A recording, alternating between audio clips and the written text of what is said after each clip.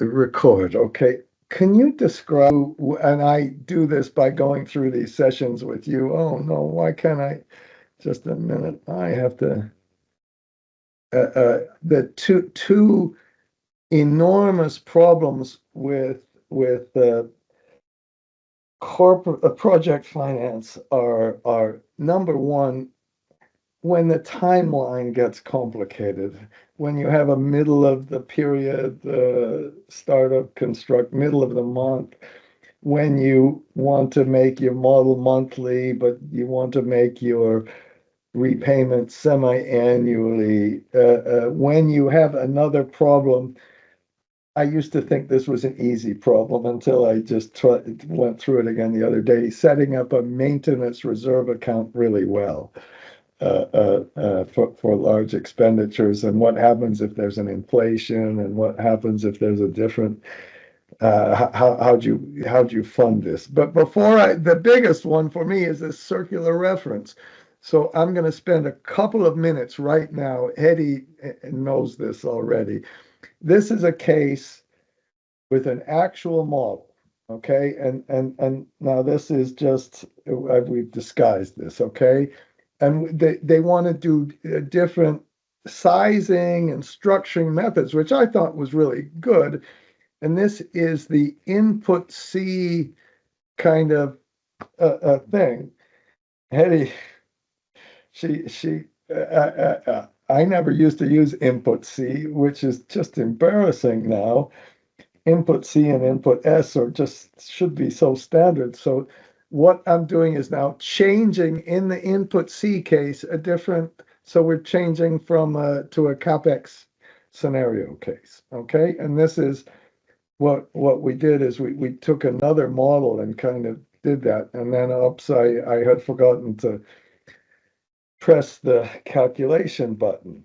Okay, and there's the long index thing, and now we're going through a circular reference. And today I'm going to show you how to make one of these timers. And I'm going at 40 times the speed or something like this. Now, when I did other ones, it took me sometimes 5 minutes, sometimes 7 minutes. And I've been asking all these people, how, if you have one of these big models, does that happen? Now we're going to try this thing, and we're going to work through a user-defined function today and go through some issues. It's I got to tell you, if it was really, really easy to do, everybody would do it. It's not that easy to do, but now we're believing we can do this. And my friend Penny, who's kind of whatever, he says, I want to do AI for this. So now you have to add a couple of things. We're going to talk about all this today.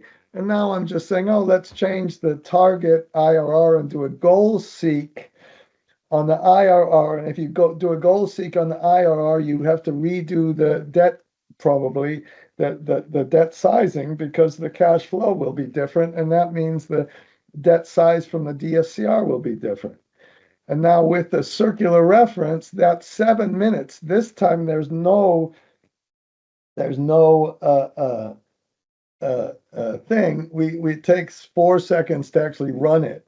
Okay, so here's what I'm not. It sounds like I'm being a salesman almost. I don't want to be that at all. I want to show you some issues with this, and then remember, I think when you step back and think about modeling, what you really want to do. I think you want to make good presentations part of it. And I'm not sure these are great presentations, but I'm just reviewing this. For me, if you don't show the tail in one of these graphs, and it seems to be standard, you don't show the tail, we can size the debt based on cash flow or DSCR. Now imagine you had to run that other thing, and sometimes when we put debt to capital in, it didn't take 7 minutes, it took 11 minutes, and sometimes it didn't even work. And this time you just press a button and pretend you're in some big meeting.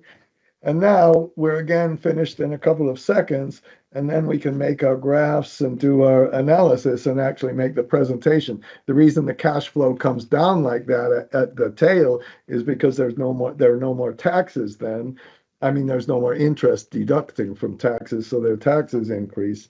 And that's all a circular reference. And then you can say, oh, let's do this on a debt to capital basis. And imagine that you're in some kind of meeting and people are talking, oh, what happens if we change this or that, or we're at the last, you know, all-nighter before you're submitting the bid, and you have to wait 10 minutes to make this. So that's one of my examples, and so I'm trying to say, okay, we're gonna do this right now, and I think I think I'm gonna stop this video. I think that's enough, isn't it? Okay, and then now the case we had, I just made a video last night on it, and I don't know how this will turn out. But remember, you can't remember because I had some problems. Whatever. We haven't done this for a while. The worst thing for me with modeling is when you have to reopen a model you haven't opened for a while, and you can't have any idea, and you think, oh, you're thinking about, oh, damn, it was so hard.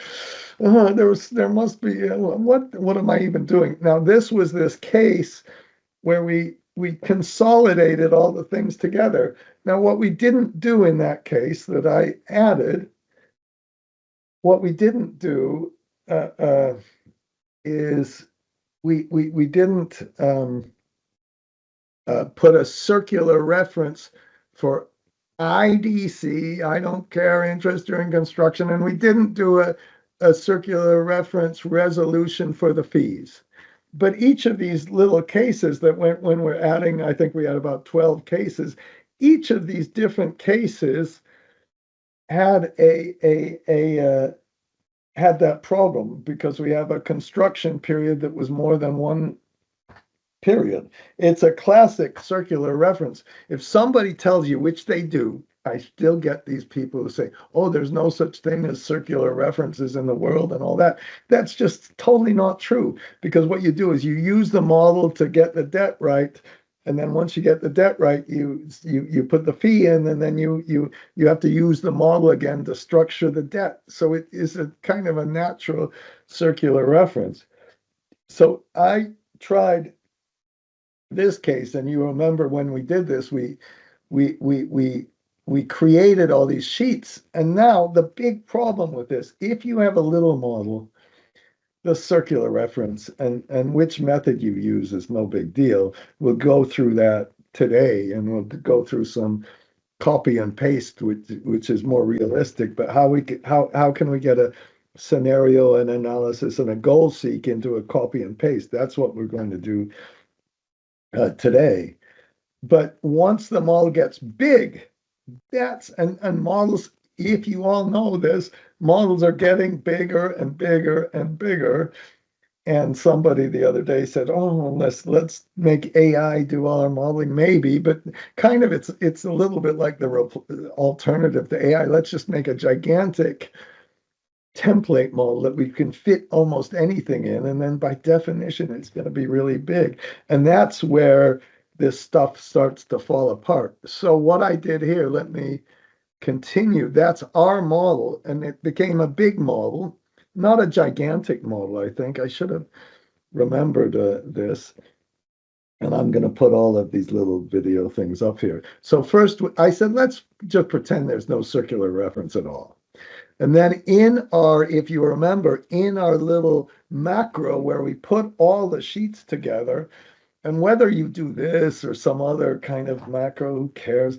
I put a little section there that would do either a copy or paste or nothing, which we're going to do, or so right now I'm using method number 4. And if we do nothing, and then now if I do this, I hope it worked, I put it to 40 speed. And that's seconds. You don't know. So that's 102 seconds. So I did a little fast. If we use the iteration button, this was really interesting. If we use the iteration button on exactly the same thing, so I stopped it and redid the calculation. I was just trying to show you the iteration down there. Then it takes 375 seconds, which is a long time. We have to divide that by 60 and whatever, that many minutes. Okay, 5 minutes, whatever that is.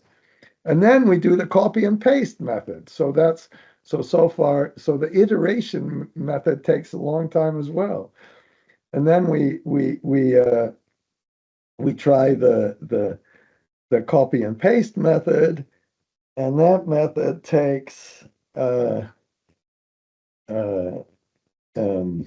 come on, I guess I didn't speed it up quite enough, but that takes kind of a little bit less than the iteration method. But when we compare that to the 100 seconds to the 3 seconds, the difference is a big deal. And remember, this is not a gigantic model, but a pretty big one. And then I put this UDF method in, and it's like so many things. The first time you do it, it's gonna seem like a real gigantic pain, and then for me, the 10th time, it's still a horrible pain. But finally, it's getting to be not so bad. So here I'm just saying we put a little function into the model, and when we put a little function into the model, and now I'm changing it to method 3 here, and running that. And then we run it with that method, then it takes, oh no, it took a little bit longer than having nothing whatsoever, but can you see the dramatic kind of speed difference? Now, Eddie, she's got other arguments for this. It's kind of like we came up with something and then we're almost looking at justification for it. Before we said, oh, we can do data tables, goal seeks, everything, and nobody has to press a button, and you can kind of have a self-audit thing for this a little. There are other advantages, but these days I think the speed is a really big deal. So, Josh, in an actual model. So how about let's just open a blank sheet this time? Is that okay? And Sounds good. I need to have some other people later do some of this stuff. And here's what I always do, and it's almost too simple and boring and all that. But can you just set up our sheet? Let's just make A, B, and C small. I'm sorry I go crazy about that all the time. And then what we're going to do is just we're going to focus on, we talked a little bit before about the tax circular reference that comes around because of tax. Because if taxes are part of the CFADS, they're part of the CFADS, and if the interest expense is deductible for taxes, CFADS depends on the taxes. But if the CFADS drives the debt, then the debt depends on the taxes, and the taxes depend on the interest, and it all goes around. This time we're just going to focus on a construction period. I can't get, that's so good. Let's go to, how about B2, and let's just put some assumptions in B2 and just some simple ones. And then we'll make it a little more complicated. Just put okay, and good, okay, C, then go to C3 and put the debt. And I assume you call it debt gearing or something, the gearing percent. Okay, okay. And let's make that 75% or something like that. How about this? Oh, you can do it like that. Why not? And then call that fees and IDC, which we'll just kind of put together. I would love later.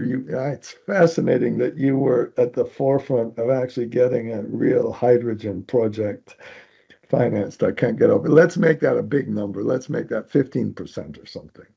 Okay. And then let's go down, and then maybe go down back to C or something and just put some CapEx in there.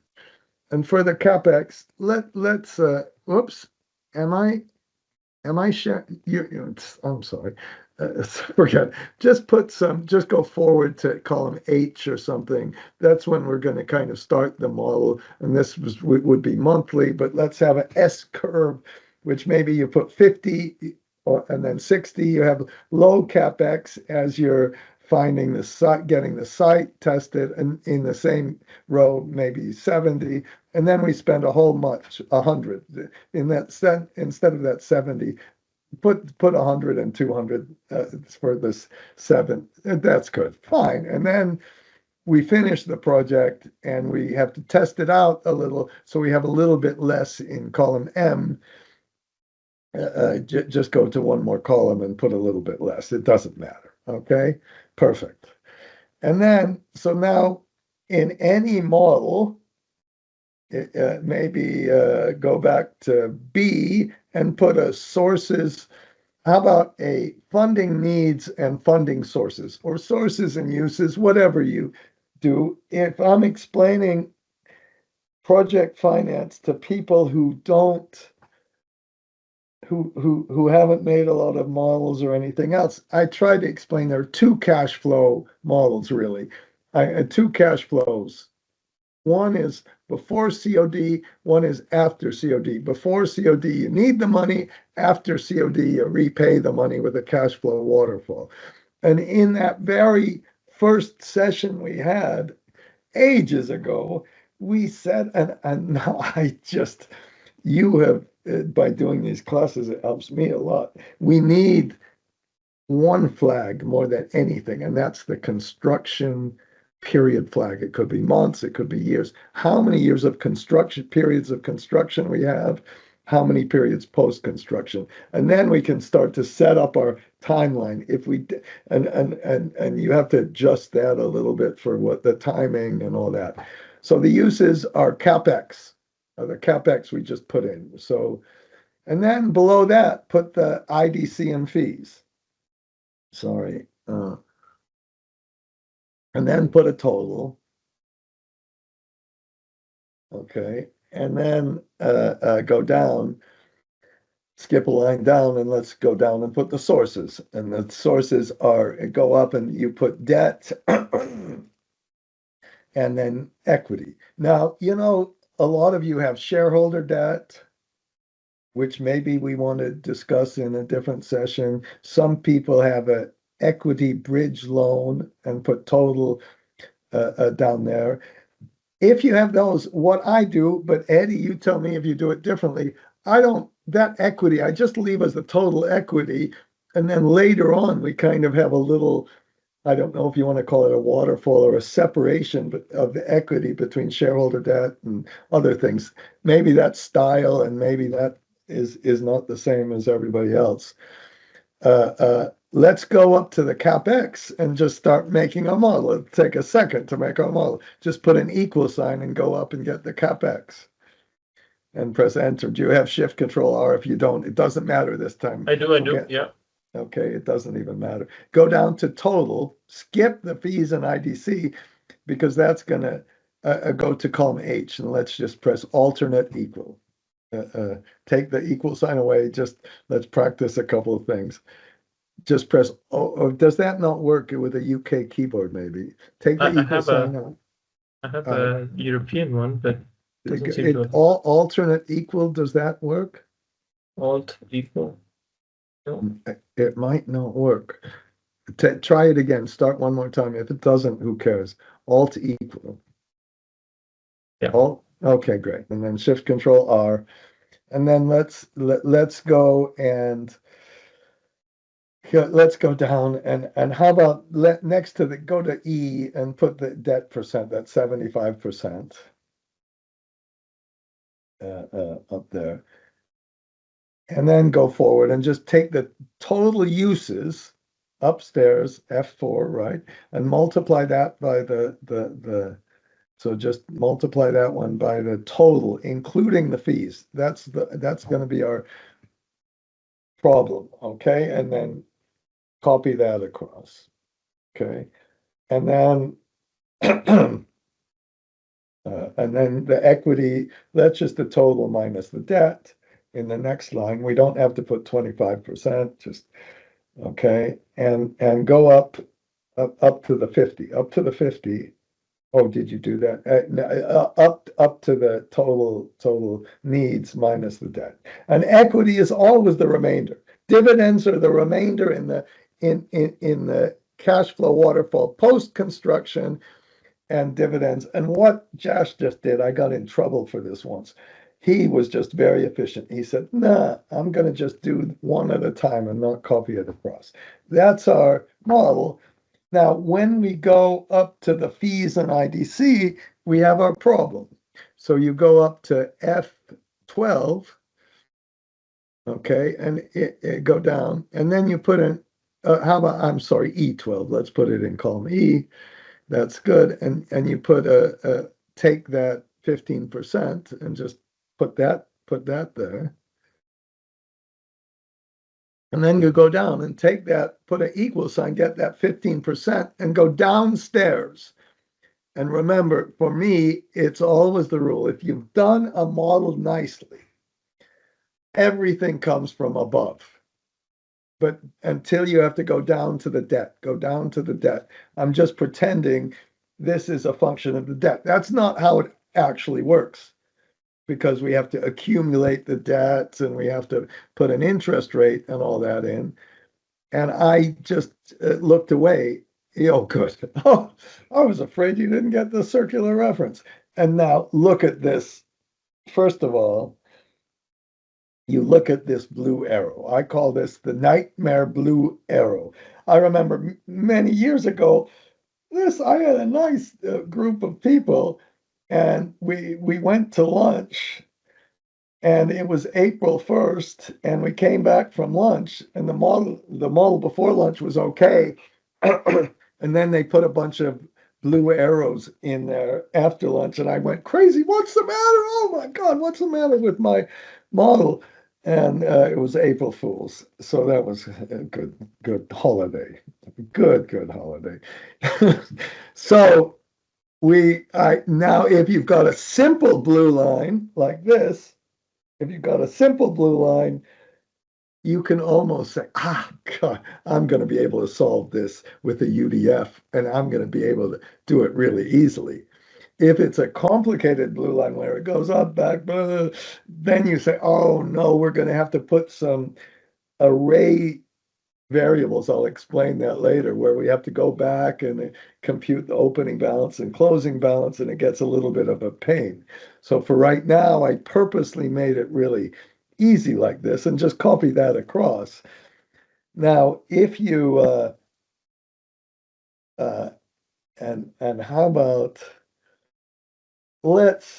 I'm trying to, Hetty, yeah, put a sum column in G, maybe just do the sum of the debt and the equity, or you can do them all. Very, very good. Just sum, or remember, if we have generic macros, we could press Shift Control V, but don't worry about that. Don't worry about that. Just copy that down maybe a little bit. Okay, and good.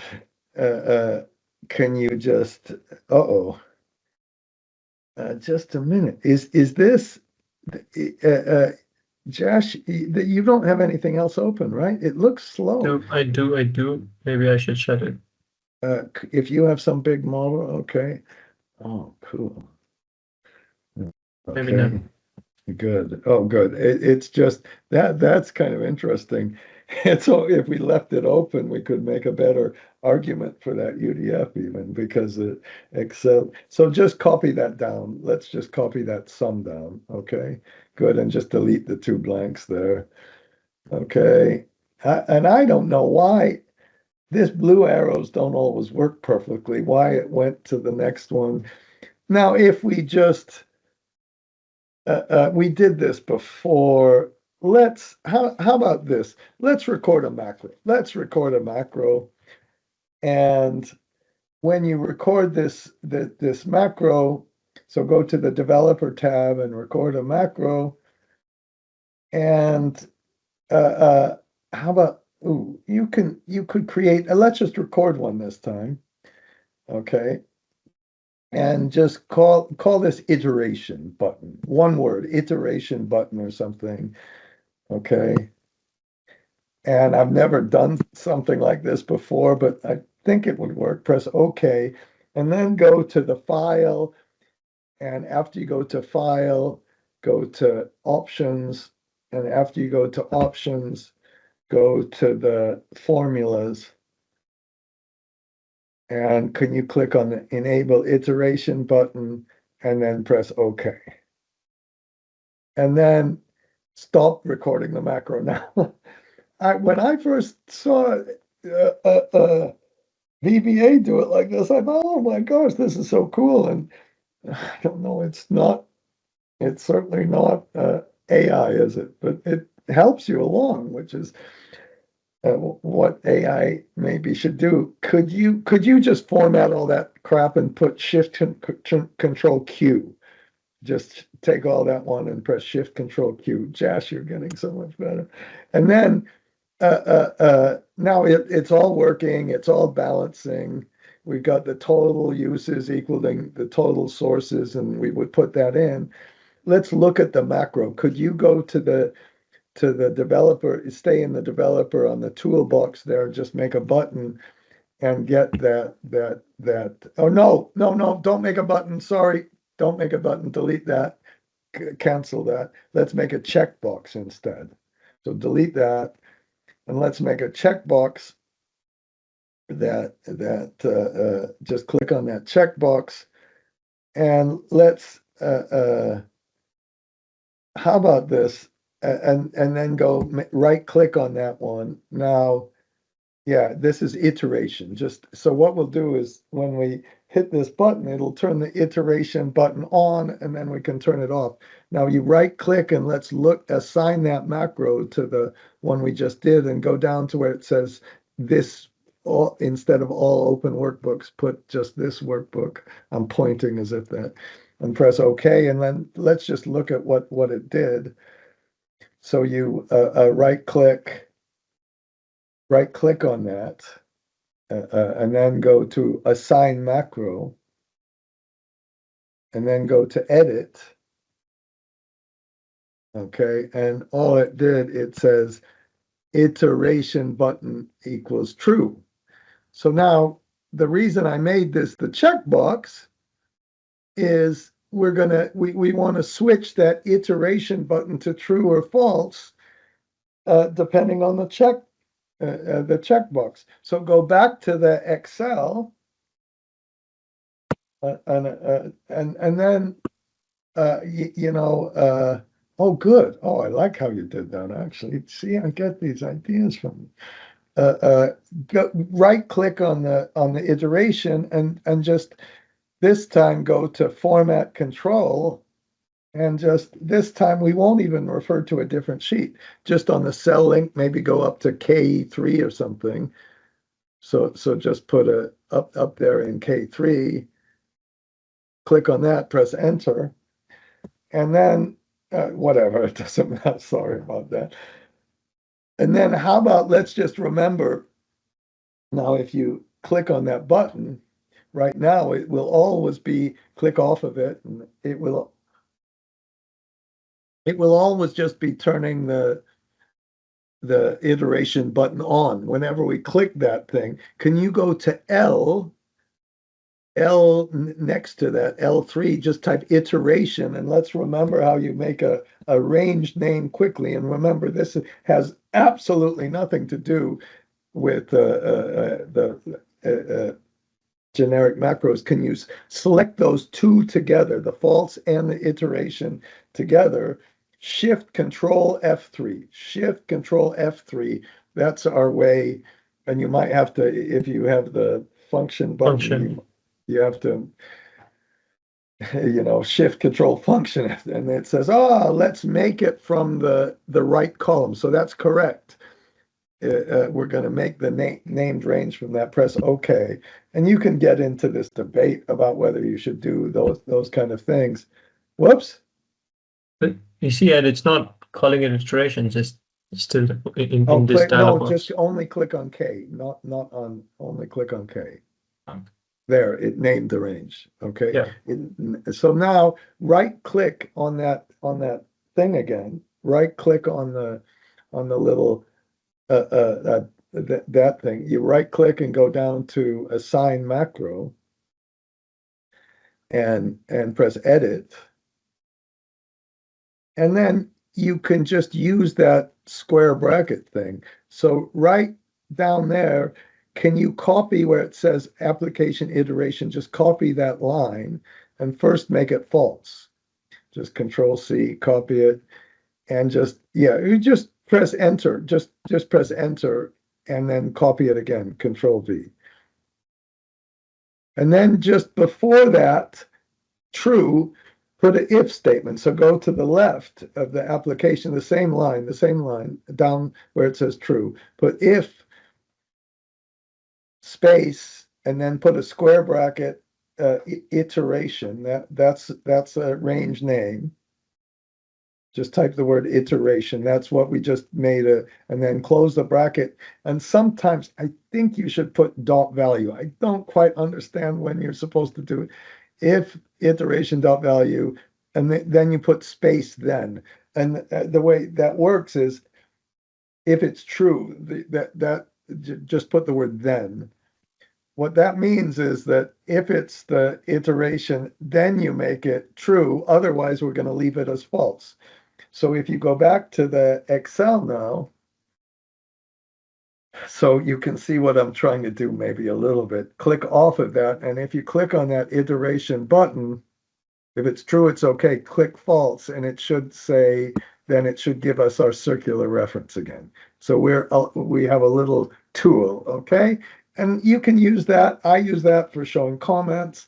I use that for a whole lot, not that many things, but kind of when you want to change something in Excel, you can do a little bit of that. Make it true again. Now, here's the big problem with this. Number one, we saw that iteration takes a long time. I'm not sure what Excel must do inside the big Excel program. It must go through if you had those other sheets open, it goes around and around and around and around until it tries to fix things. You know, Josh, you have a car or you don't have a car? I do not have a car that I own. I have a car that I own communally. Oh, really? How cool. Oh, I want to do that. I can't do that. But let's say now, for some reason, you get to be one of these bad people and you want to buy a Maserati that's hydrogen based. Okay, let's do a hydrogen Maserati car. I'm just pretending. And then I'm the banker, you're the lender, and I say, and just to illustrate how this iteration works, let's pretend it's cheap. Let's pretend it's, $1 million euros for this hydrogen Maserati, okay? Yeah. And I'm the banker, so you asked me for $1 million. And I said, okay, I know I've told you about this little story before. I say, okay, I'll lend you the money, but I need a 50% fee. The reason I use 50% is because I can do the arithmetic. So now you need 1.5 million. And so what do you ask me for? What does happen to the loan? Well, you need to borrow 1.5 million. And then I say, no, but if you borrow 1.5 million, the fee went up. Now the fee didn't go up by 500, half a million. It went up by half a million times the fee percent, so it's 1.5 times 0.5. So now you need 1.75 million.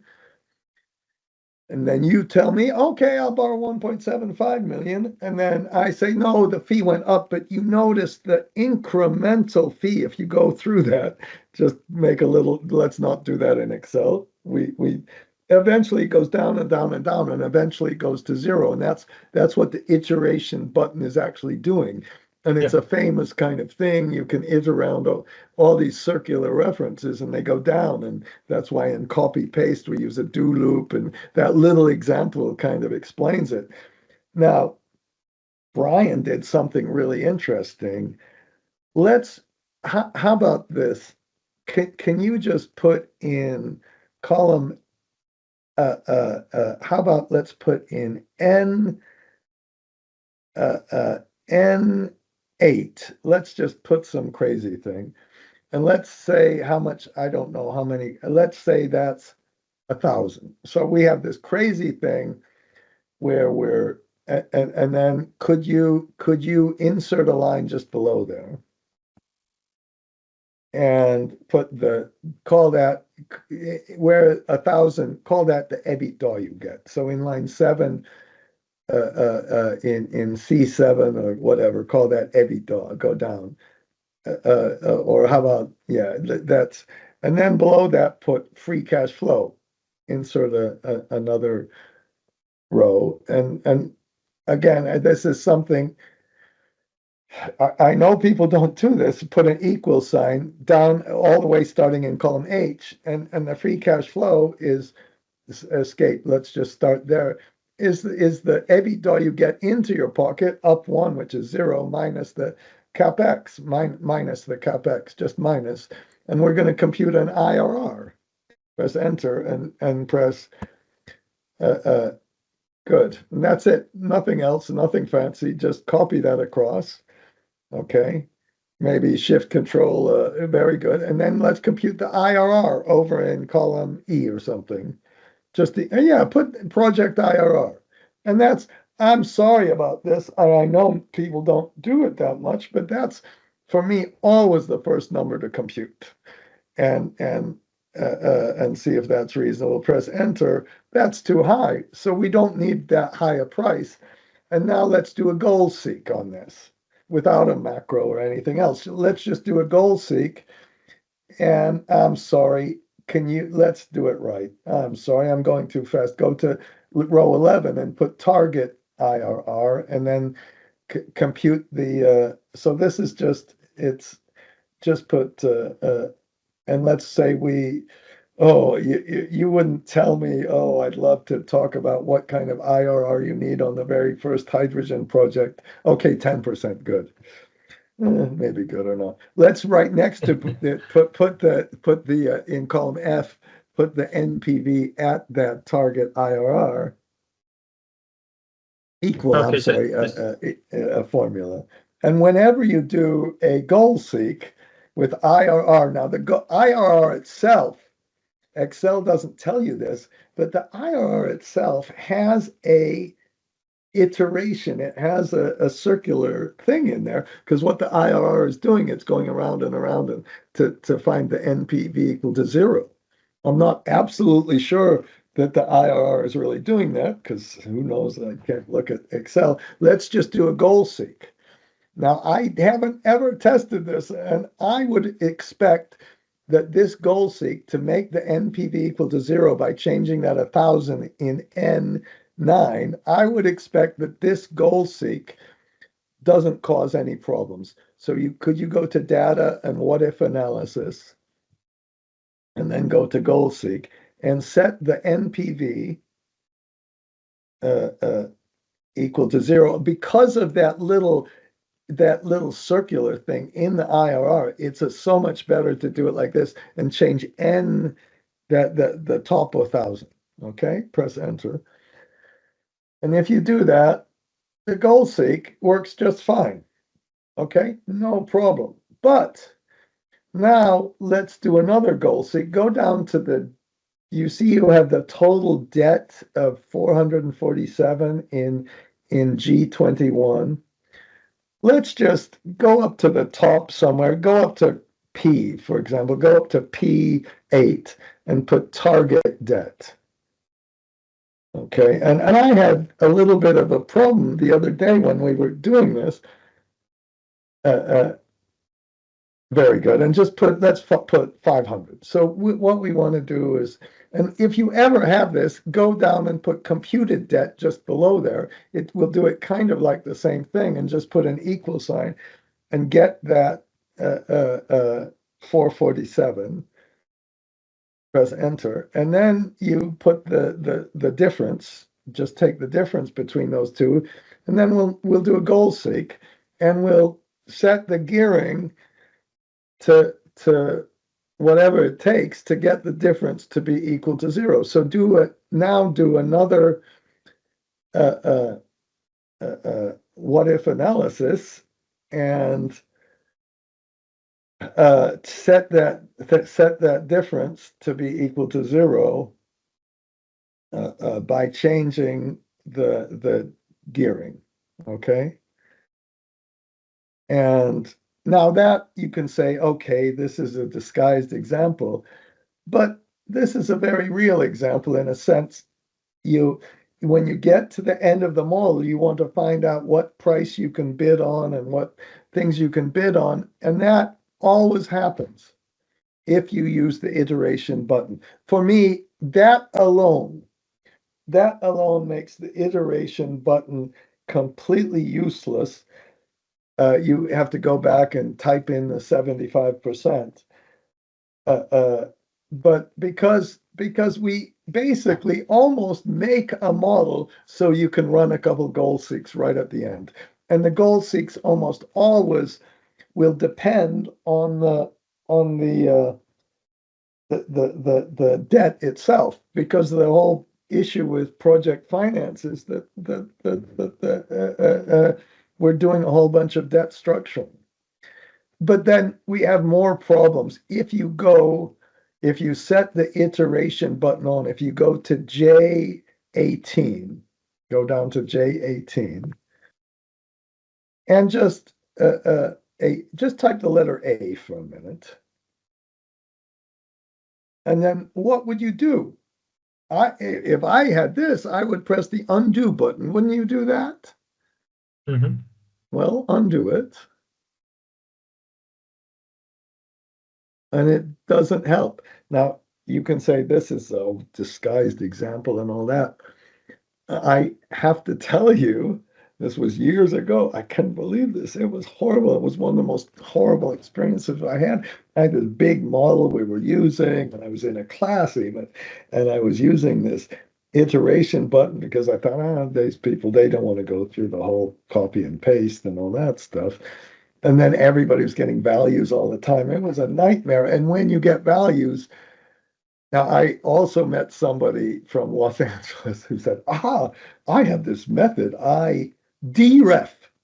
She said, I deref. We make a little macro that derefs the sheet. I said, what does deref mean? And what you do is you basically delete that whole row starting in column F. You kind of have to go to I'm sorry, H, whatever, and just delete the whole row, and then alternate equal and do the row again. So you could make that into a macro. And you could say, we can use the iteration button if we did this, but then the goal seek doesn't work. And even worse, if you're working on a little analysis where you're doing some scenarios, and let's go up to the fees and IDC and pretend we put zero. No, put one divided by zero. Put an equal 1 divided by 0 right there. And for some reason you do that wrong, and then if you undo that, you have the same problem. Now, luckily, we could go to that total because we have a very simple problem. So just do the same thing, delete that and alternate equal. I'm not going to make a deref macro. I'm almost tempted. Okay. Now let's do the good part. There's something good about this. If you go to Q13, let's make a two-way data table. So go down to 13, 1-3, I'm sorry, and just put over there, yeah, you kind of, maybe R is better. Just put 75%, 85%, 60, let's put 65%, 75%, 80%. And go across, right? And so we're just going to make a data table, and then you go down and put, for the fees, put 15%, 10%, 15%, 20%. Okay, and then a data table, if you go to the middle of those two things, put the total value of the debt. First, put an equal sign and get the total value of the debt. There, press enter. And then you just select that area and make a data table, and you put the row input is, I guess, that one, very good, and the column input is the next one. And would you mind on the top upstairs in column R, in R12, just put that as gearing, just the word gearing, and do the same thing down in P, put fees. Now, if I had a class last week, and you know what? The only thing, they weren't people who used Excel a lot. And I just showed them, if you ever have this, try this. You show them F11 and people love it. And I said, okay, F11, no good. That's enough. If you would try to make an F11 here, what you could try to do is go up to one more, and select the whole area now with all of that, and press F11 to make a graph. And when you do that, it looks like a mess, or function F11. It put the whole thing in. It wasn't quite as bad as I thought it would be. And it's kind of interesting. Delete that graph, Alt-E, and then the letter L. Alt-E-L, that's just a regular old Excel macro, a shortcut. Now, if you could, can you take that whole area and copy it and paste it as values? So the good news is, copy it down, go down. Same place? Just down, maybe down to line 20 or something, paste special as values. And just take that 447 in the one you just pasted, down, not that one, leave that one in. That you need that one. Take that one out, delete that one, and then make the same graph. Now, if you see people use these data tables all the time, but nobody ever makes this kind of graph. Just press F11, and then it's kind of nice. You can see, oh, what happened when the fee changed, and then what happened on the top when you could make an access, and show you that that graph. Now we're going to make a copy and paste, and here's what we're going to show you, that number one, when that data table we made with the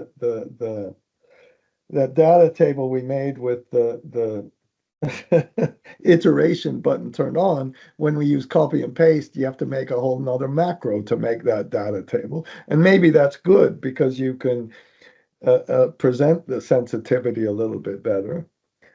And the goal seek won't work with the copy and paste. That we can fix that. We can fix all of that.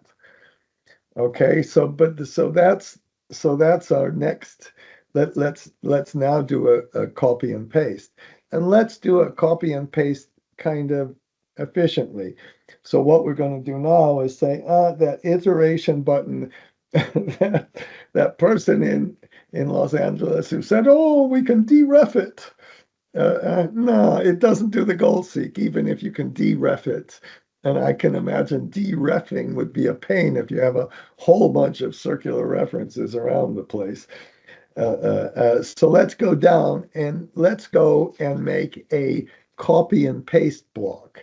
And just remember the whole idea. Now, if you let's go to column B and just call it copy and solver. Let's call it solver because that's what that seems to be the name. And let's go down and put copy block. Oh, fantastic. And then how about this? Could you maybe go down to line 25, insert a line, and put computed fees.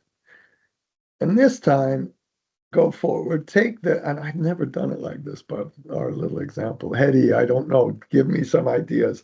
Put an equal sign, just get our percentage for the fee, escape. Let's put the percent, how about this? Let's do it a little more elegantly. Go back to column E, put an equal sign, go up and get the fee percent. That's fine. Multiply the debt upstairs, very good, and multiply that by the fee percent.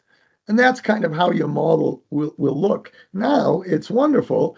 Now we don't, it's all down. It's all beautiful. Oh, it's such, it's all like a basketball. It's beautiful. We've got this smooth, beautiful working thing.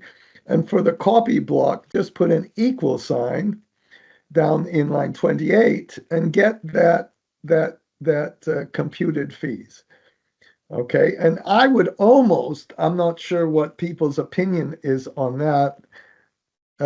Can you delete the total? Let's not do it for the total in G, because that's the sum. Let's just delete that. I'm afraid the rest of those are, but no, I'm sorry, the other way, just delete that 60.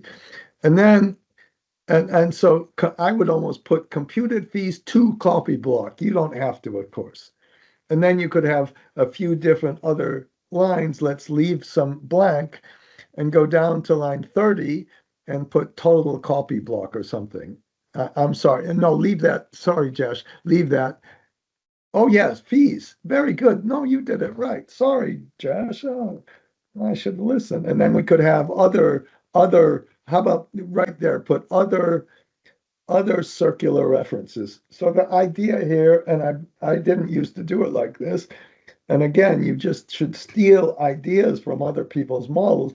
You could have 5 or 10 different lines, and then you put a total. Very good. Alternate equal. Okay. And then shift control. And how about this? Can you go down and can you select starting with H29 and going down to, and not the total, just select only and go all the way forward and call that copy block or whatever you want to do. Name that range, okay? Something like this. If somebody else has a better suggestion on this, tell me. And then you go down and put paste block, okay? And how about put pasted fees? And then can you just do something that might sound a little crazy, but go up to the model or whatever the sources, go up to the fees, up a little bit higher, and where it says fees and IDC, leave that, but put a dash from paste or something like that. And I don't know what the right style really is, but you see that now when we're taking it from downstairs, we're going to take it and fix it. And you go down and just, I think we've done this before. How about this? Go down, skip another, put other circular references in the next line below the pasted fees down in line 35 and then put total, very good. Oh, even better. And then go down there and let's skip this since we've done it before. It's almost, but what could you name the range? And again, don't include the total. Just go forward. And then if we insert a line in between here, everything will be okay. And for right there, put a pasted block or something and press enter. And then can you get a total of that? Let's just get the total by hand. Go down to line 36 and put a equal sum. Just add those two above, okay? And then what you need to do is go down and let's put the difference. So let's go down another one and get the difference. And just take the difference between the copy block and the pasted block. Okay, and go forward, and then let's get the sum of that. And some people who I know is on the phone, Eddie, she can do that so fast, it's unbelievable. It's just Shift Control V for Victor if you want to do that fast. Okay, and then name that range. And I guess let's do the same thing. Go to 38 and just name that range.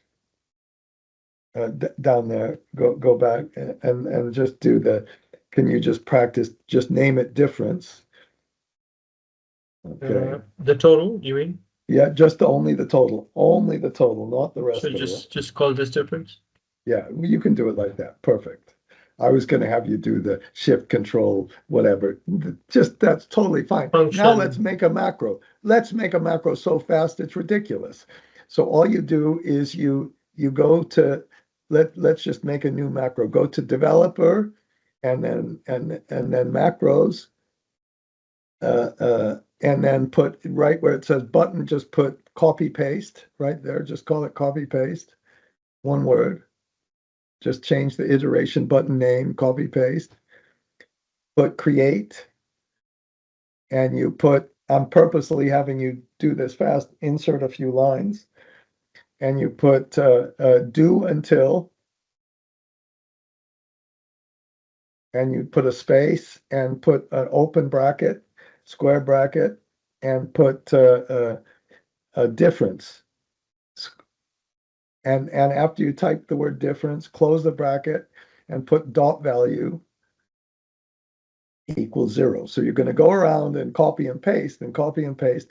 And then you can indent if you want. You don't have to. And then you put a square bracket.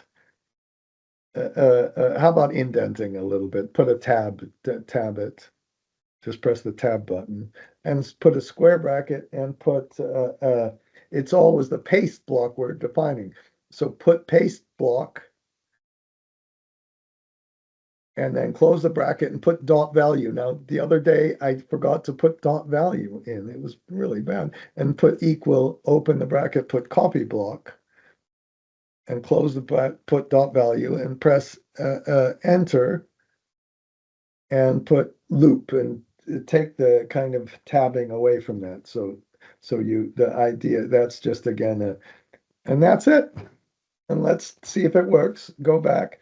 And so now I know people can do this like and how about making a button? Let's make and remember you're supposed to call this like sophisticated model optimization or something. Don't really do that, but go to insert and just attach it to the copy paste. Okay, I purposely kind of, whoops. Did you attach that? Assign macro. Assigning macro now. Yeah, just assign the macro and put it and press OK. And what should happen is if you click off of it, just press the button. We don't have to name it something fancy. Okay, it just did it, and it did it quickly. And if you've got a small model, it really does work out quickly. And it's still going. Is it because the iteration button is still on? Oh, maybe. Oh, how interesting. Yeah, we go up, or maybe put the iterate.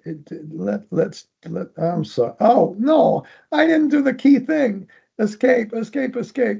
We didn't put the up there where in line 17. In line 17, that number, put it in the next line, in the next one, not the sum, the next one over. Put an equal sign and take that from the paste block. And that's so take it from that one, press enter. The other day, the question is, do we have to do it separately? Now let's change the fee percent up at the top. Let's go down up and change the fee to 20% or something. Okay, and then go down and now if you run the button, sorry about that. I went to okay. And then people who do that for the first time think, it's so magic. And no, I'm looking at that data table at the top.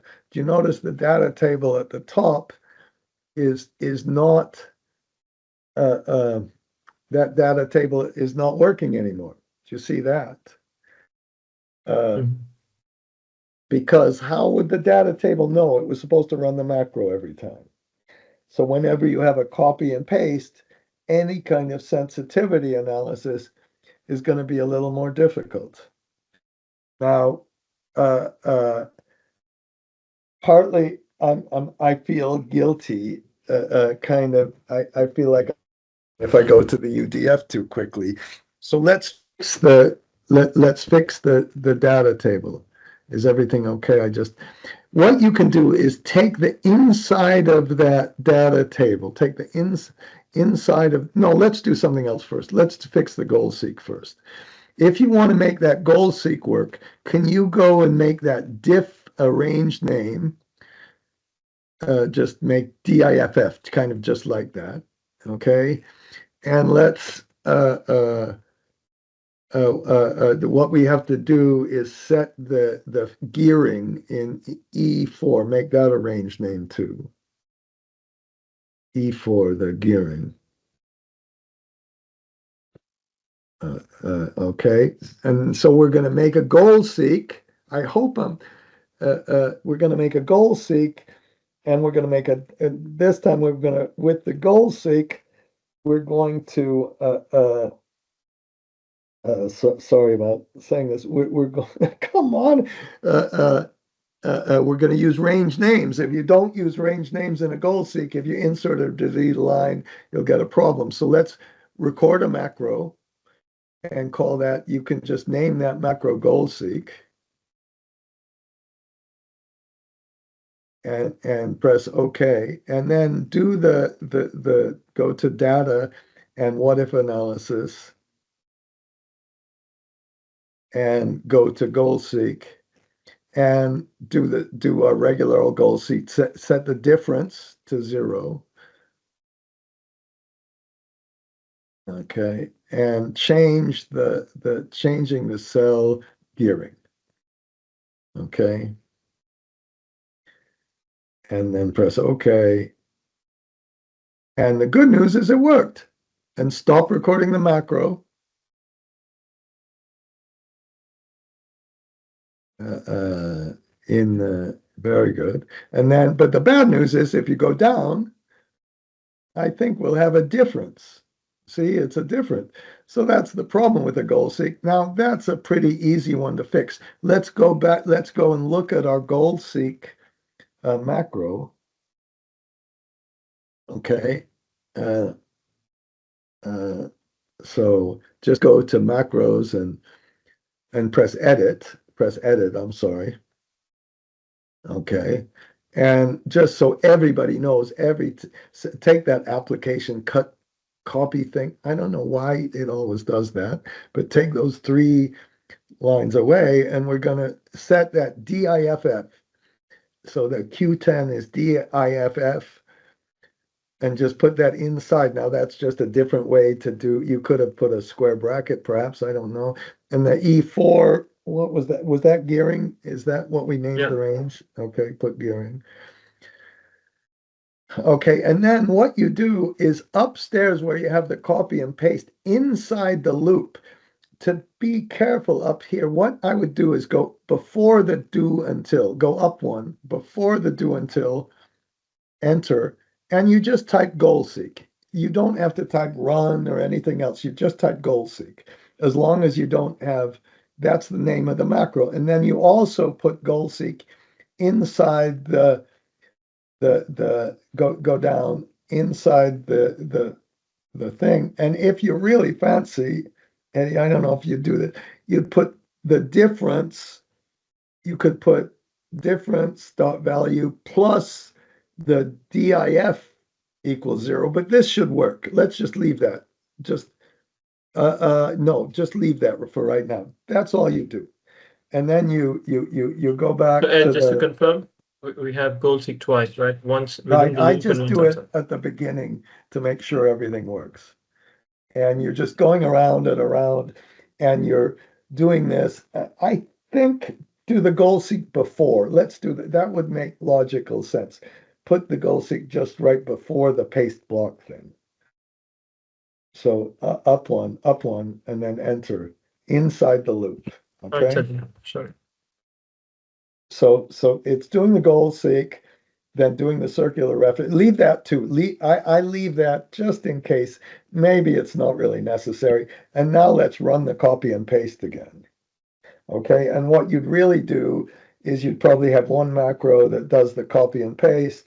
And if you go back, did the goal seek work? If you go to the top, it worked too. So let's change the target debt to up where it says target debt 500. Let's change that to 450. Okay. And then go down and press that button again, that one downstairs. We're optimizing everything. And then it did it so fast you can't even see. And that would be great if that was the real world. That would be fantastic. But that's why I showed you that video at the beginning. That's not the real world. Now, could you take let's fix our data table still isn't working. So could you take in the bottom data table, not the top one, and could you take that stuff right there in the middle? Could you just call that a range name called output? And now I should have practiced this. Okay, you can name it, of course, whatever you want, press enter. And then we also need, I think we'd need a name range upstairs where we did gearing. We're going to need a named range on the fees. So once you have this copy and paste, you're going to start to have a whole lot of named ranges. And maybe that's kind of another problem. Fees, good. Just remember that. I can't. Now we're going to loop in that to make that data table. We're going to go around and around. We're going to go around the columns and then around the rows. Just a second. I gotta talk this out. We're gonna every time we see above the output, the row above the output, we're going to change the gearing to 85, 65, 75, and 85. And then we're going to also change the fees from 0.1% to 0.15%. We're going to change all of that, all the fees, and we're going to go around and around. So let's try it. And please, if I make a mistake, I'm sorry. So let's make a new macro called table. You could make 10 of these tables, and once you get it, you'd have to put another output variable. So let's try this. So go to macros and go to let's press edit. Why not? Just press edit and go and insert a line at the bottom or the top somewhere. And we're going to make a down a few lines, way down to after end sub, the very last end sub. Let's put sub space table. That's a subroutine. Okay. And the first thing I would do is press enter. I hope I'm going to. And then could you kind of put that so we can see it? Yeah, push that down. The first thing I would do is let's get how many rows and columns are in the table. And that's kind of common. You go up and you put a square bracket output,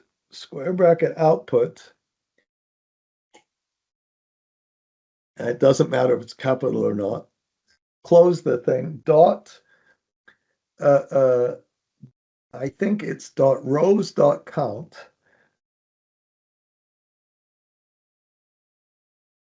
And then you before that, I meant you put all the way to the left, put total rows equal that. So that's just counting how many rows. That's going to equal, but it's one underscore because we can't have a space in a variable name. That's good. You did that.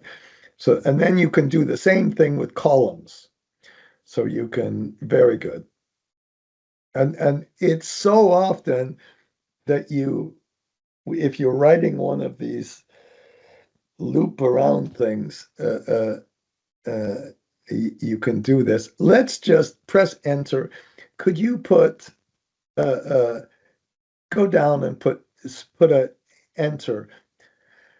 Put MSGBOX and then put a space total underscore rows and total underscore columns. MSGBOX. Yeah, space total underscore rows and then put in a space and an and sign. No, yeah, I think I'm not sure if that works. put an and sign in a space. I think you have to do it like that. Now let's just make sure they should be both 3. And so let's just go back to our Excel and make a little, box in the Excel. And so go to insert or insert in the toolbox and just put a regular little button there. Okay. Insert in developer, sorry. Yeah, no problem. I'm still thinking about what you said about hydrogen. I'm so good. Click on the table. Click on the one that says table and press OK. And then click off of that and just press the button. And it should just give you 3 and 3. But we have to assign macro, no? Oh, yeah, we didn't assign the macro. Right click. I thought we did. Okay. And then click on that. Very good. That's all we want. Press OK. And now let's go and edit it. Right click on it and go assign macro and edit again and take away that message box. It's just something, I don't know what other people think. There's a way to do this with debug, and if you officially take a VBA class, it's probably, so go down to that message box, take that away, just delete that. And then we're going to go around, we're going to loop around. This is what Excel does really badly. The only loop I think Excel has is a data table. So how about put for row equal 1 to total rows. So now we're going around the rows, and remember that's where we had the fees. And then what you do is you press enter and you put a square bracket and put fees. Remember that's what we named it. Close put dot value just in case. And you put equal, and then you do a trick and you put output, a square bracket on the output, a square bracket on the output. Now to do this kind of stuff, you need to use this thing called the cells function. Put dot cells and you open the bracket, and now open the bracket and you put row. So it's going to take each row from the output. So the output has those 3 rows, but then we're not finished. Put a comma. No, go backwards. No close bracket. No close bracket on the row. Put comma, and then I think you put a 0. Put comma 0. And now to make sure this works, close the bracket. That's the only tricky kind of part of this. Go all the way to the very top of this whole thing and put option base equal 1. Now we looked at this and we found that this is some people say this is all the way to the very, very top of the whole thing. Right there, press enter. And what that means is whenever we have a row or a column, we start at 1. We don't start at 0. In Python, for example, you always start at 0. So you put option space base 1. And that's just old-fashioned. Some people could, and go down. So if we go to 0, it should just take that. How about let's do this. Because I'm terrified of making a mistake and being all embarrassed, go up 1 and press enter. And press message box space fees dot value. Just the same way you did it. Square bracket fees dot value. And what it should, and then you press enter, and then you put thank you for the heart. Put next row, next base row. And let's try to run it this time. And what it should do is show you that we're putting the different fee percentages in that. So could you go back to the Excel and just run it now? If I have more confidence, so that's 1, and then press OK, and then 15, and then OK 1. And that, I have to tell you something. to do what I just showed you probably took me 5 years, okay? I'm going really fast and pretending in an arrogant kind of way, oh, you can just do this. It's not that easy when you do this stuff for the first time. Right click, I can tell you. And then now we have to do the columns. Go to assign macro. And what I'm just trying to show you, press edit, and then go down after it says row fees dot value, you can kind of go down and indent maybe and put for call or column. It doesn't really use call for COL for equal 1 to total columns.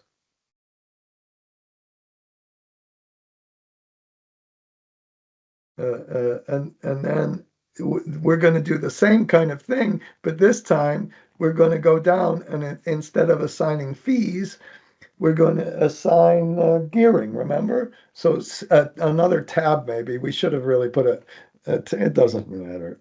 Gearing dot value equals output, and then you put close the bracket and you put dot cells, but this time you go the other way around. Open the bracket cells. You open the bracket and put a 0 first, and then you put call, and then you close the bracket, and then you do the most exciting part. You go down and you put go down one, maybe skip a line, put output, square bracket output with a square bracket because it's going to be the name, the range name, equal, how do we do it? Equal output dot cells. I'm sorry, and I made a mistake here. Output dot cells, open the bracket and put row column. You put in cells. You're always going to, that's the big thing. You always put a row and a column in the cells. That little cells thing is the biggest deal for me in making a macro. Close the bracket, and now go back to the Excel, and we've got to define the target, the computed debt. How about just in Q? No, let's go to G21.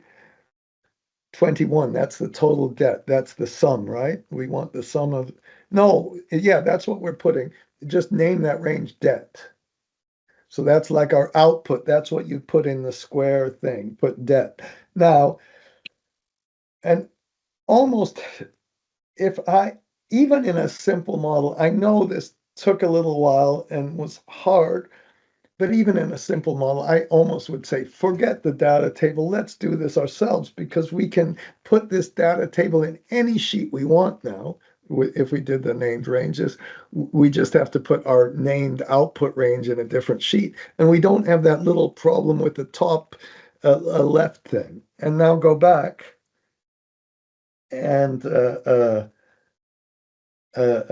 let's go back to our macro. Sorry about this, Josh. We're getting, and you put equal, and you put an equal, and then open the bracket and put debt dot value. Okay. Don't forget the brackets around the debt because that's a range name. Okay, and then you close, go down, and you put next space.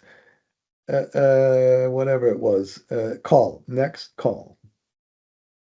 Next space call. We did a next row somewhere down there, so we have to close the loop. We have a call, and you could indent that a little bit, because the column is in the, that's fine. Very good. And then go down and take that message box away. And then hopefully it'll work. When I do this the first time, it never ever works. But because I've done this enough, and maybe we have a chance that it's working. So let's go and run our macro in our, and the main reason I'm showing you this, click on that one. Did it work? It didn't look like it worked because gearing, did the gearing, oh, I know why it didn't work. This was the biggest deal to do the whole thing. I made that mistake on purpose. We didn't put our copy and paste loop inside the thing. So right click on the button and now what we have to do is go down. How about where's our copy and paste loop? Take that whole copy and paste loop and call that up at the top, the whole subroutine, call it copy paste one, because we don't want to do the goal seek each time. So, no, I'm sorry, Josh, I meant leave that one and copy that whole little subroutine and just all the way, including copy paste at the top and the bottom. Okay. Yeah, and copy that and go down one and just paste it somewhere at the very bottom. No, not in, out, go down, outside, all the way to the very, very end. After end sub, press enter. After end sub, it's a whole new sub. Press enter, call that copy paste one now, and take those goal seeks away. And here's what I think's nice about this. I'm doing this to show you what a pain. This is the real world. And then just above output, do the copy paste one right there in that table. Output. Up, down. Just when you define the output, you put output.cells up there, go up one and press enter and just go down one. Next line, just a blank line. We just need another blank line in between, above the word output. Yeah, up, and just put copy paste one. And all we're doing there is we're running the copy paste. Every time we go around, we're running the copy paste, because the output from our data table depends on the copy and paste. So let's run it. And I'm sorry, I'm nervous about the time right now, but we're not too nervous. Press the button. Okay, and now you can see what happened. It's going down, and if you look at the chart 2, if you look at that graph in chart 2, then, oops, it did change. It's changing both when the fees change and the debt changes. And before it wouldn't have changed. So those two things, if you have a copy and paste, they're two very real things in a model, and you have to do that. So it's a pain. It's okay. People learn how to do it. Now let's go and let's do our UDF. Let's do the third method, okay? And quick question, and we see that the diff is still -92. Oh, that's because we could have done that. We could have, because this time we're not doing a goal seek, we're just doing a sensitivity. We're doing either or. So we still have that old macro that would work with this one, I think. Okay. The regular old copy and paste. If you go down, can you see go up? You can see that the gearing and the fees and IDC were changed. They're the very last things in the data table. We could have gone, and it takes a few minutes more to put those fees, go back to the starting point. We could have remembered the starting point in the macro and then put them back to the starting point. Okay, but if you go down to that other button, go down, and we're starting to get too many buttons. Go down, that big button for the copy and paste. Which one was that one? I think it was that one, right? Yeah, or was it that one? Yeah, just run that one, and then it will run the goal seek. Remember, that one runs the goal seek each time. Yeah, you're right. Okay. So that very good question. No, absolutely, and I'm purposely, the whole reason I did this was, no, I think it's worthwhile doing all those, frankly. But now let's do the UDF. And in the UDF, we wouldn't have had to have any other macro, any other button. And what we do with the UDF is go back and right click. And sorry, Ed, maybe a silly question, but you would expect that the output debt, the debt size is different, right? So that data table doesn't work anymore, because that data table, that's the old data table. So the second one has a corrected data table. The old data table doesn't work because it doesn't know what to do. When we changed the fees, it didn't work through the goal seek. That's exactly right. So, but that 450 of debt, yeah. Okay, I think that's okay. Can you run the big button again? Just run the big button. So that you see the data table is the columns are all the same, and that's the problem. And they shouldn't be the same. It's not doing that. Top data table has a circular reference each time, a difference each time, and the bottom one fixes it. Oh, let's do the UDF. Right click. Let's go and do the UDF. That's kind of interesting. And go to assign macro. Now, what I wanted to do a little bit, press edit, is I wanted to do something a little more advanced, but I'm going to do a basic one, and that will demonstrate the idea. And this was extremely helpful to me. And I need to ask people after we do this if they want to do a touch more advanced one. Go all the way down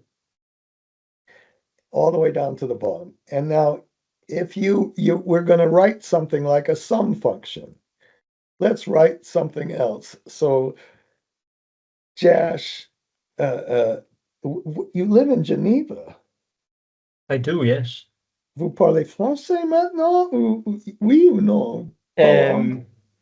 Oui, mais not perfect.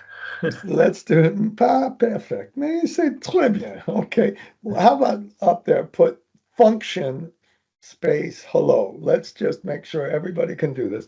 Put function, the word function, and then space hello. And press enter. And then you type the word hello, and I think we've probably done this. Yeah. And put equal and put in double quotes bonjour. Okay? And then that's the first principle of a function. That the name of the function has to be defined somewhere. And that, in a way, it can be the hardest part too. Let's go back to the Excel and just make sure everybody kind of sees this principle. And you just put equal hello and open and close the brackets. Okay. You have to open and close the bracket. Did you do that? Press enter. I hope it worked. And then it just gives you an output. There's no button there that we have to press. That's the big deal. Let's go back and go down one and make a new function. Go down to the next one and put function space fees. Okay, now and open this time in the bracket. Can you put the word fee PCT, fee percent? Very good. Anything. As long as it can't have a percent sign. I learned that the hard way. And then you go down and you put fees equal. Now, what you could not do, you could not put range here or the square brackets. You could put equal fee PCT like that. So, and that's just put fee PCT, just the same way you wrote it up there. Okay, and then if you run this function, now let's go back to the Excel. So you have to read everything in. That's the big pain with functions. You can't just go and find something. And if you imagine the sum function and all that, I don't, yeah, you just put fees, but then you open the bracket and have to go up to the fee percent. You can't just leave it blank like we did with the other function, okay? And you press enter. Okay, so that's kind of rule. Oops. You know, that, we can't have the same name twice. Oh, I just learned that. I didn't realize. So that's a pain. We got to fix that. I could pretend I made that mistake on purpose, and it would not be true. Let's go back to our VBA and change the name of the function. Call it fee. Just call it fee, not fees. And just so then you'd have to make that one down below fee. Okay, and now go to Excel and try that. I never knew that, by the way. Press F2. If you press F2, and good. Okay, good. Okay, so whew. Now here's the way the function works. This is the problem with the function, but in this artificial example, it's really easy. What you have to do, and this is how we discovered this, is you have to go and redo all the, we were trying to make an automated goal seek when you don't have to press a button. And suddenly we said, oh, we can make this, but you have to redo all the Excel formulas. So let's go and see how we do this. And I would start at the bottom. So you go back through the, go back to the VBA, and you put fee equal fee percent times debt. But we don't know, whatever, the star instead of times. Sorry about that. Not the X, not an X. Okay. And good. And then you go up, not down, you go up. Go up one. And then you press enter. Enter. Yeah, go down just above fee and put debt equal. That will be the debt. Remember what the debt equals. That's uses. So just type the word uses. We're making a new variable up times the no, yes, the gearing. Put gearing percent, PCT. I think we called it gearing. 75% is called gearing, is defined as a function. Let's not use the same name. Use a different name. I'm just afraid of this now. And go up, and right after fee percent, put a comma. This is as if you've got some other function in Excel. Put gearing percent. Yep. And then go down. Now go back to the. Do we also need to put in the brackets uses and debt? No, because uses aren't defined. Go up one, but you have the exact right idea. Go up to debt and insert above debt. Put uses. Enter. Uses equals CapEx. Equals CapEx plus fees. That's how we defined the uses. Remember when we did this whole thing? And then right after gearing percent, you put a comma and put a CapEx. And this is fees, is that right? Yeah, it's the old fee. No, it's fee. Very good. Very, very good. Oh, thank you. You were just telling me. See, Josh is too nice to me. He was saying, you old idiot, you're degrading too much, just like a electrolyzer degrades. Put CapEx. Oh, very good. Now, here is the problem. Here is the problem. If you see fees is at the top, or fee is at the top, and fee is at the bottom. Now let's do something that we're going to fix. Go down to the Excel. I'm sorry. No. Stay in this function and go to just above uses and put for I equals 1 to 20. Just so we're just going to make an iteration. Now I happen to know that will always solve the problem. That's going, and go all the way to the bottom and put next space I. And now go to the Excel. Okay. And you put, how about let's delete that line, and then let's go back to D 40 or something like that, and put fees. Okay, and then go forward all the way to H, and just type equal fee. Remember, that's what we did. And you open the bracket. Now, to remember what we're supposed to put, you can press Shift F3. You can do that with any function. Shift and the F3, and it says phi percent. So go up to get the phi percent up at the top. And then, oh, that's a range name. That's good. And put the gearing percent. And then put the capex in 8, up in line 8. No, H8. We're not on the sum, are we? No. Was that no, that was good. Press enter, press OK. So it's just H7 basically. And just stop there for a minute. Can you see the 10.2? It made the calculation. It did the calculation right there. Press OK. Uh-oh. Is it not working? No. It doesn't work if you press OK? It doesn't, no, it doesn't. But also because capex is not a defined function. No, that's okay. Why isn't it working? Press cancel. Okay, I just press enter. Yeah, it works. Oh, I'm sorry. I meant to press Shift Control R. Now, if you see, it gave you exactly the same result as the copy and paste, but now go up and change the phi percent up at the top, the input. Change it to go down. Now, it gave you a different answer because we got a difference. But if you press that button, oh shoot, we don't have a simple copy and paste. We're going to do the goal seek each time.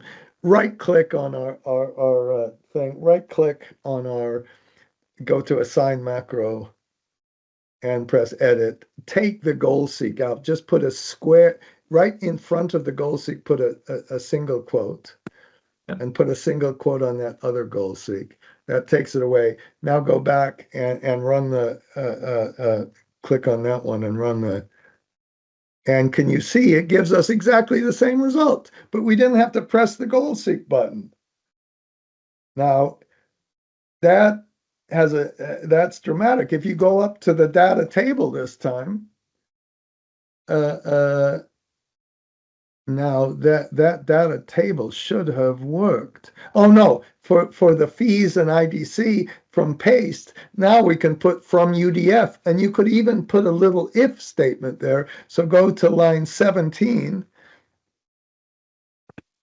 go to H17, put an equal sign, and go and get the UDF, the fee, put an equal sign, and don't get it from the paste, but get it from that bottom one. Press enter and copy that one across. And now can you see, oh look, the data table worked. And let's go and do the goal seek by hand without a macro. Go up to the, go up and go to data and what if analysis and goal seek, and you can set the difference to 0 by changing the gearing. And that's the press enter. And now when I got, so that all works. No buttons necessary. Everything works. Now, thank you, whoever did that. Now, but wait, now you clapped way too fast. We have been working for way too long. Eddie and we want to be like we're some kind of Silicon Valley, which is a place I have to go there. My daughter lives in that. Oh, I don't like it, but it's too expensive. I live in an old place where people come and whatever.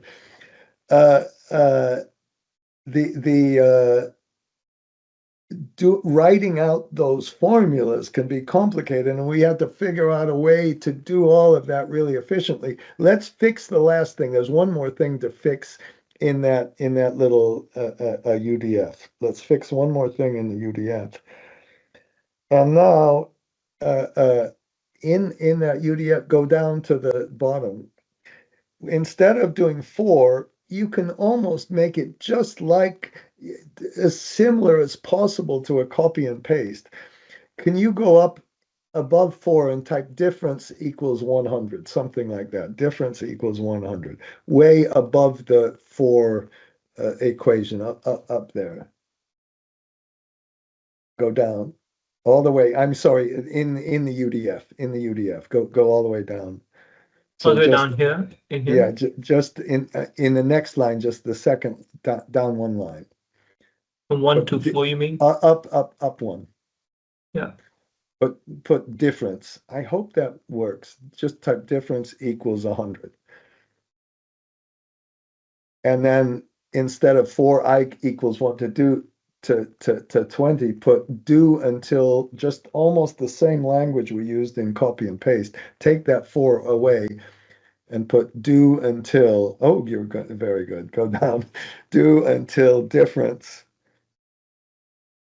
equals 0. So it's almost exactly the same as the copy and paste, except we had to write out the formulas. And then instead of next I, you put loop. That's the way we closed that. That's just the language. And then you put down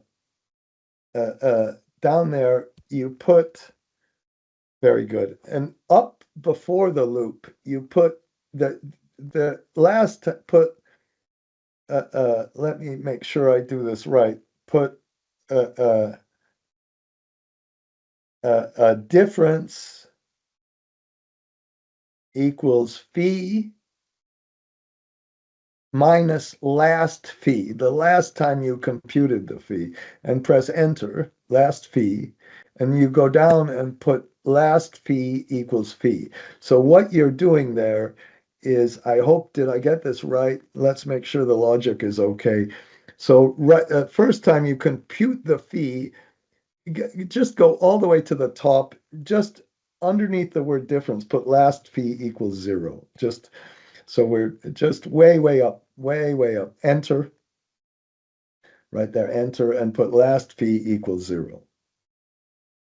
Okay, and so we start with a 0 fee. So the very first time we would do it, the fee is 0.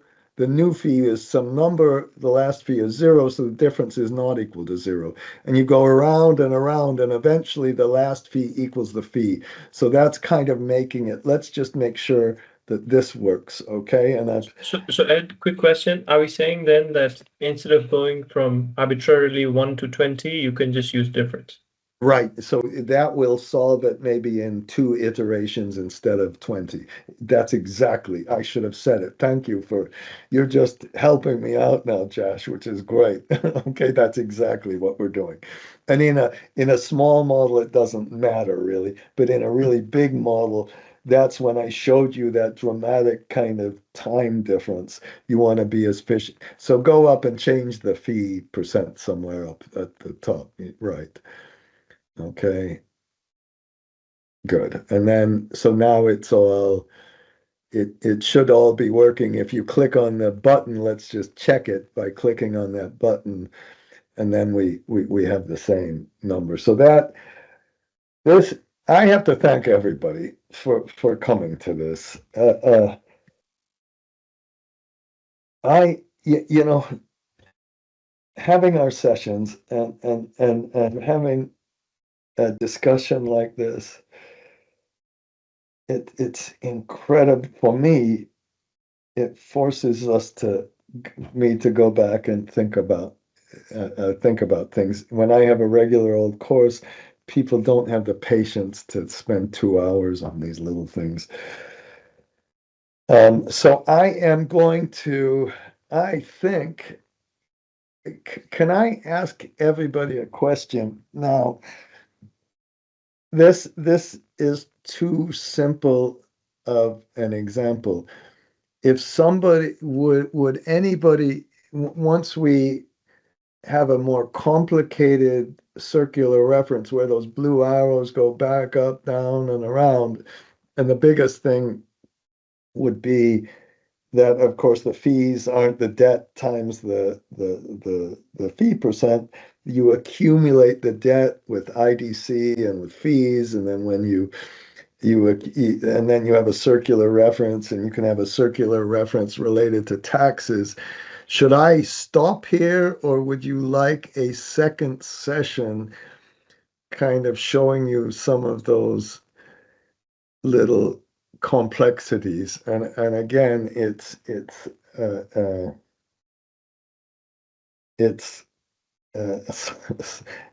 a little more programming. Or should we go to another issue? So can somebody in the chat box, can anybody tell me what they would rather do? Do you want to go to another phase of this one? Yes or no? Or is this too much? I didn't get, okay. Josh said yes. Maybe that's almost enough.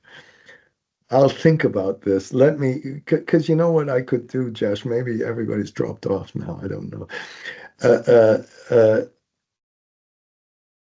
I might just put that in. I'll make this video and I can put that second part in a video at least at first, and we can discuss it. Okay, that also works. Yeah. Okay, great. Thank you so much. And Josh, especially thank you for telling me that description you made of hydrogen. I can't tell you how helpful that was. I really And it's as I said in my note to you, a lot of my learnings are thanks to all these sessions. And it was actually the first time that the model that I built, as you saw, you might have seen in the version that I shared with you, it's very much an Ed Bodmer creation. I hope you don't get in trouble with auditors who will yell, "Oh, you didn't follow the best practice," or "You spelled something wrong." I hope you don't get to that. Oh my gosh, that's so cool that you're doing a real financing of that. And let's have some. We're gonna get next time if somebody else comes, we'll try to find what they're working on. Kaluba was just at the beginning. Tell me a little bit of his projects.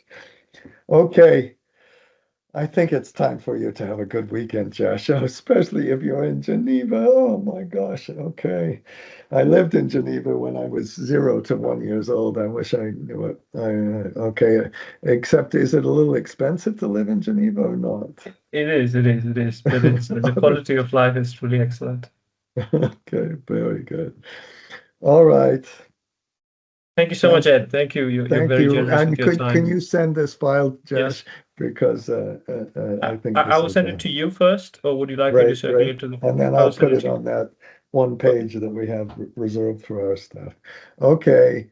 Thank you, everybody. Have a wonderful weekend. Okay. Thank you. And the rest of it. Bye.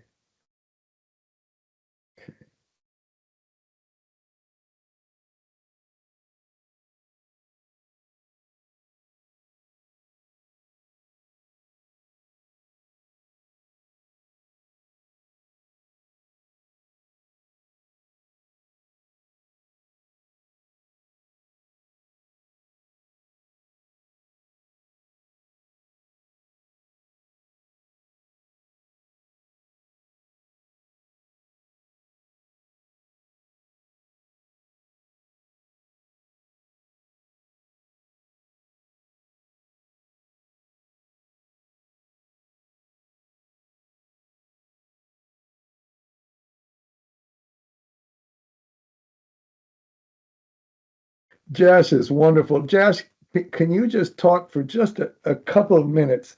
And we have to pick somebody to do this. What I'm going to do is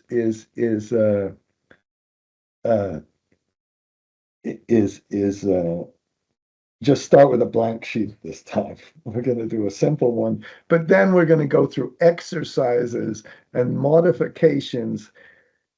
If you have we'll use the copy and paste thing up first, okay? And let's not pretend that this thing will work. The main thing is just to understand that there's this other alternative out there. But Josh, can you talk about hydrogen for a second? Because you changed my life when you said, if we're going to study hydrogen now, Josh is the expert on hydrogen. I'm very serious about that. You can tell a little bit about yourself. He's worked for different companies. He's very serious about it. He doesn't make it pretend that it's going to work when it doesn't. And he has some ideas about kind of making some things with when we have to make hydrogen for all the food we eat, all the ammonia we need in the world right now. He says, well, let's fix that problem before we start making all these other cars and everything. So Josh, go ahead. I just wanted to make sure that other people know that you're there. Ed, you're very kind. You're very kind. I've been in the space about 8 years now, so yeah, still learning every day. But having spent enough time, I think one thing comes out very clearly, and numbers never lie, and it is the fact that while transport pays the highest dollar per unit of useful energy, it could be megawatt hours or joules, whatever one is comfortable with. While transport pays the highest dollar, decarbonization of transport is probably well addressed with battery technology, which is also sufficiently bankable, and we've all seen what the rate of improvement in the capex has been, the learning curves when it comes to BESS capex, and also performance. You know, the safety issues are being dealt with, but that basically tells you that if you have a molecule that is your zero carbon source of energy, i.e. hydrogen, it should be directed towards other use cases where decarbonization will require a molecule and the willingness to pay is there. And so sectors such as steel make sense, ammonia decarbonization certainly makes sense, and over time, if the electrolyzer capex goes down and if the world sees even lower costs of production of solar and wind and baseload nuclear, for example, maybe we can think about other use cases. But given that the world of addressable market is so large, instead of getting confused, the way we think about it is focus on one or two large enough use cases that you can have commercial scale projects. On the back of it, prove your business case, show what the levelized cost of hydrogen at commercial scale looks like, and then let the market decide. You know, nobody knew in the early 2000s that solar was going to be a multi-hundred gigawatt capacity per year market when we started doing 5 and 10 megawatts. And I think hydrogen is very much there today. So what we have worked on, for example, with the company that I work with, is on a few commercial scale projects. And as with all infrastructure finance projects, you need some revenue certainty, and you need to ensure that the asset is being utilized enough. Utilization and capex are two very important features. So in the UK, we have a project where the government of UK provides a contracts for difference, which is your job it is to just produce the hydrogen at the right price, at an agreed strike price with the government. And you produce the hydrogen and you make that hydrogen available to end customers, eligible end customers, at the price point that they're comfortable paying. So the customers are not paying any amount greater than the counterfactual fuel.